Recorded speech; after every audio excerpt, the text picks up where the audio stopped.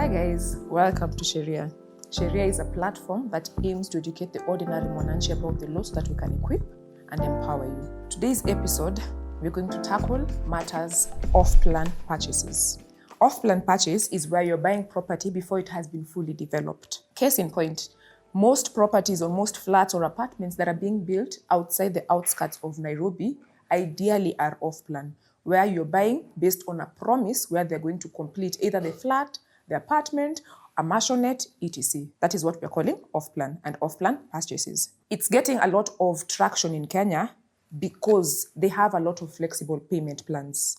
As a matter of fact, just before we go to the flexible payment plans, there's a research that was done by the Kenya National Bureau of Statistics that shows that 98%, 95 to 98% of people who are developing properties are actually in the private sector. So that is me and you, either buying or selling. And as a result, that is why this is of importance to you. The same research also shows that actually a lot of developers have left this gap of liaising with cooperative societies, and they actually can benefit from it.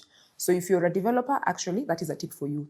Just liaise with financiers and you'll attract more people who are willing to purchase the property. Now, understanding that and off-plan purchases, we see that the advantage of buying off-plan is it becomes cheaper because you're buying and then they're using your money to complete the building. Then secondly, they offer payment plans. That is, they liaise with a cooperative or a bank or anything, and then they offer you financing when you don't have the full money. Now back to off-plan purchases. You're buying these off-plan purchases. What should you do? Apart from the normal due diligence, you want to make sure that this developer, the developer actually is the person who is building the property. Could be the owner or they could be using someone else.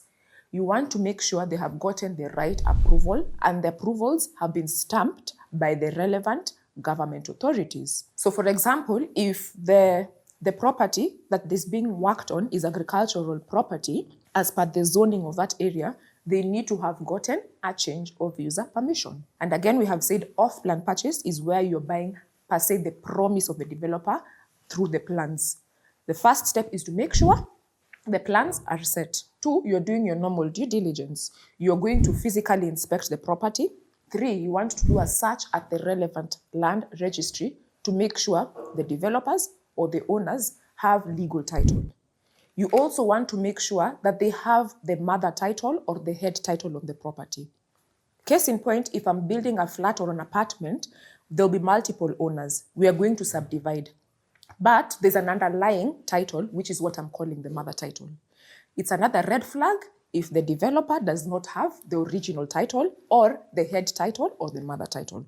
So that is part of what you'd be looking out for. After you've done your due diligence, you also want to negotiate in such a way that you're not getting conned. We have seen cases in the news where developers have taken money, the first and second installment, and they have done nothing on the property. What do you want to do? Negotiate in such a way that you're paying the money when you're seeing milestones. So for example, if they have finished step 1, 2, and 3, you make the first installment. Step 4, 5, and 6, you're making the second installment. This will protect you to make sure you're not losing money or you're not being conned.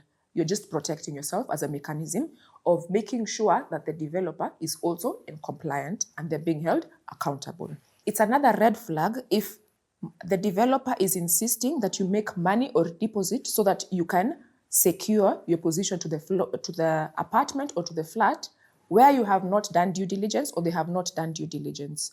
You see, what happens is they'll use pressure and then you pay the deposit, and as a result, maybe they're not even genuine developers. Do your due diligence. Instead, please, again, like I keep insisting, before you sign any contract, make sure you do your due diligence and have your advocate guide you in every step. Let me say, like I've mentioned, if you sign any contract, 1, time starts running. 2, if you fail to make any payment as per the timelines, deposit is forfeited.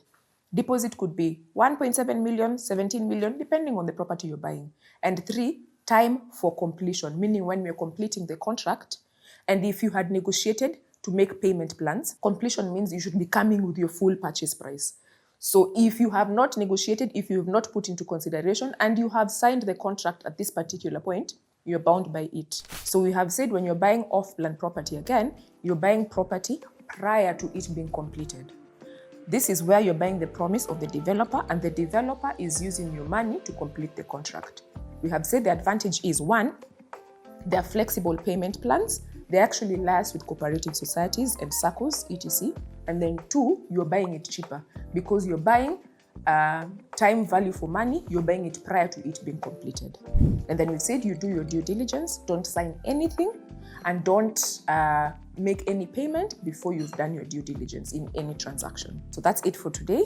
I hope you have been educated. Make sure to comment, like, share, and subscribe, and engage with us if you have any questions or clarification. Bye.